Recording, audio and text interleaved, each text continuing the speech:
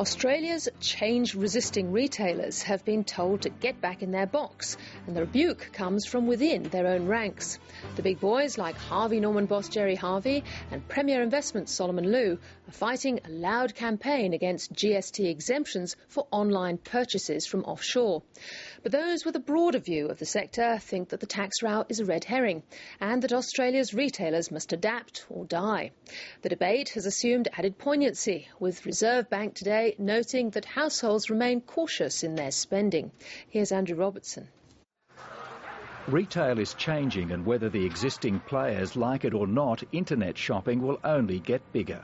It's now put into the hands of the average consumer the ability to be able to research every product and service and to be able to see prices and compare prices from a whole bunch of retailers, and therefore to have the power in negotiation terms to be able to go into a store and say, I've seen this somewhere else cheaper, I know exactly what I want, I probably know more about this item than you do, so don't talk to me about that, this is what I want, this is the price that I've gotten, are you prepared to match it, or I'll walk out.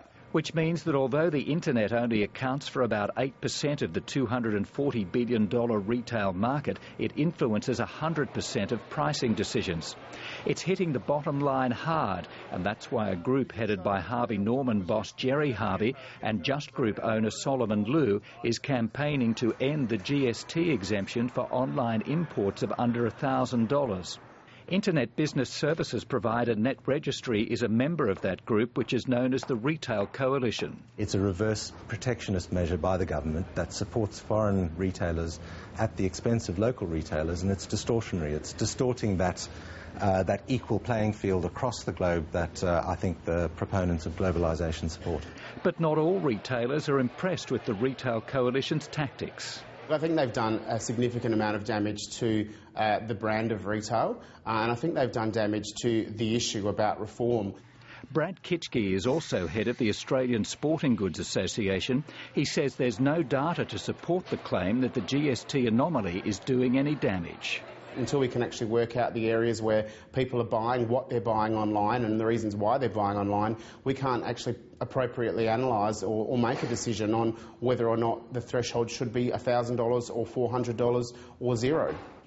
Here's a couple of examples which undermine the argument that the GST exemption on online sales is hurting Australian retailers.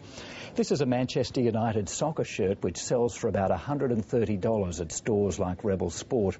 You can buy it online in London and have it delivered to your door here in Australia for well under $100. Dymocks sells hardcover copies of Harry Potter like this for $45. It costs just $21 on Amazon.com, which is less than Dymocks can buy it for wholesale. Russell Zimmerman is head of the Australian Retailers Association and also owns 2 shoe shops in Sydney. He believes traditional retailers should stop whinging and instead embrace the net. It's vital that they are part of the internet. They get involved in that space, that they have a competitive offer on the internet to ensure that those customers who prefer to shop via the internet and don't want to come and buy their goods face to face have got the opportunity to buy them on the internet. If you're not there, then don't complain about the fact that your business is being eaten away by the internet. And retail analyst Peter Ryan takes it further. He says for bricks and mortar retailers to succeed in the internet world, they'll have to offer more than just a good price. They've got to rethink the kinds of goods that they stock. They've got to rethink how it is that they can provide some sort of value add to the customer. And they've also got to be very careful, though, that they don't give away margin unnecessarily. With internet sales tipped to double in the next 4 years, retailers are pinning their hopes on the recently announced Productivity Commission inquiry into the industry, finding some long-term solutions.